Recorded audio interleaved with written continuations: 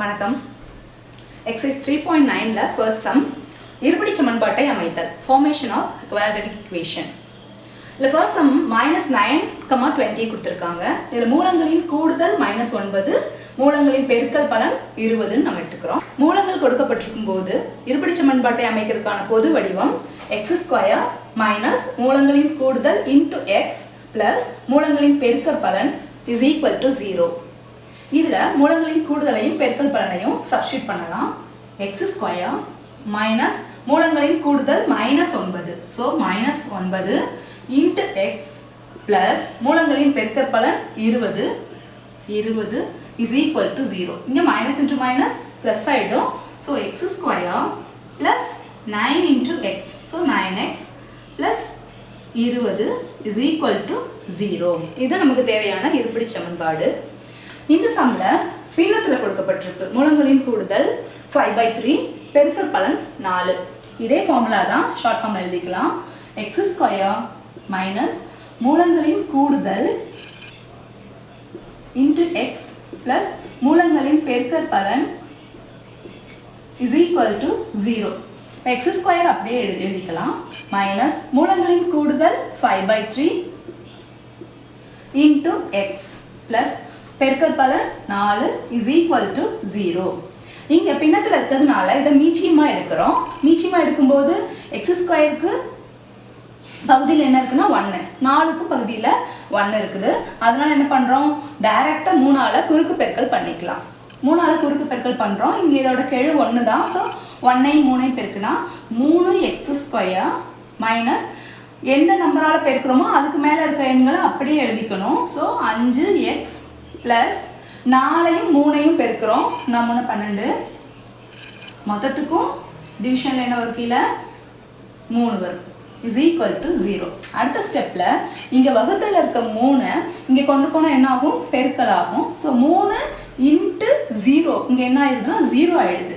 So 3x² minus 5x plus 12 is equal to 3 into 0, 0 ஆயிடுது. So நமக்கு தேவையான இருபடி சமன்பாடு என்ன கிடைச்சிருக்கு அப்படின்னா 3x² minus 5x plus 12 is equal to 0. இதுதான் இருபடி சமன்பாட்டிற்கு மூலங்களின் கூடுதல் மற்றும் பெருக்கல் பலன் காண்க. இருபடி சமன்பாடு கொடுக்கப்பட்டிருக்கு. இதுல மூலங்களின் கூடுதலையும் பெருக்கல் பலனையும் கண்டுபிடிக்க போறோம். இதுக்கு என்ன பண்ணணும் அப்படின்னா இருபடி சமன்பாட்டின் பொது வடிவத்தை எழுதி அது கூட இதை கம்பேர் பண்ணணும். இருபடி சமன்பாட்டின் பொது வடிவம் என்ன அப்படின்னா ax² plus bx plus c is equal to 0. இதுதான் வந்து இருபடி சமன்பாட்டின் பொது வடிவம். இப்போ ஒப்புமைப்படுத்தும் போது இங்க x² கெழு a, இங்க x² கெழு 1. அப்போ a is equal to 1. x இன் கெழு b, இங்க x இன் கெழு plus 3. So b is equal to 3. c மாறிலி c. So c is equal to -28. இப்போ a b c கிடைச்சிச்சு. நமக்கு இந்த கொடுக்கப்பட்ட இருபடி சமன்பாட்டோட மூலங்களை ஆல்பா பீட்டா அப்படின்னு எடுத்துக்கிட்டோம் அப்படின்னா ஆல்பா பீட்டா எனில் மூலங்களின் கூடுதல் ஆல்பா பிளஸ் பீட்டாக்கு ஃபார்முலா இருக்கு. என்ன, -b/a, அதாவது மைனஸ் எக்ஸின் கெழு பை a, x² இன் கெழு, இதுதான் formula. So minus b, b என்னங்க நமக்கு 3 பை a 1. ஸோ 3/1 3 தான். ஸோ -3/1 -3, இதுதான் வந்து ஆல்பா பிளஸ் பீட்டா, அதாவது மூலங்களின் கூடுதல்.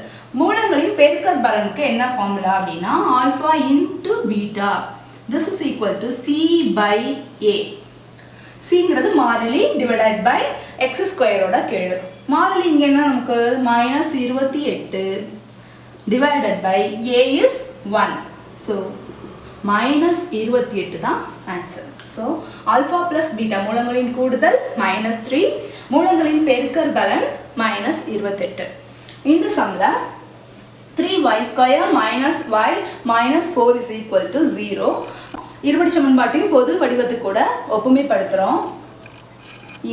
ax² plus bx plus c is equal to 0.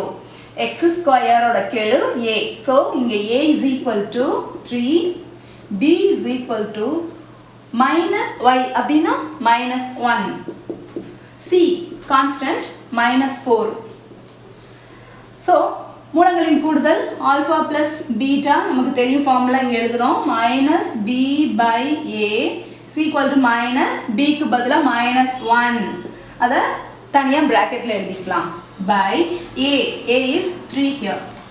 So minus into minus plus ஆயிருது 1 by 3 alpha into beta மூலங்களின் பெருக்கற்பலன் அதுக்கு என்ன ஃபார்முலா பார்த்தோம் c by a. c ங்கிறது இங்க minus 4 by a 3.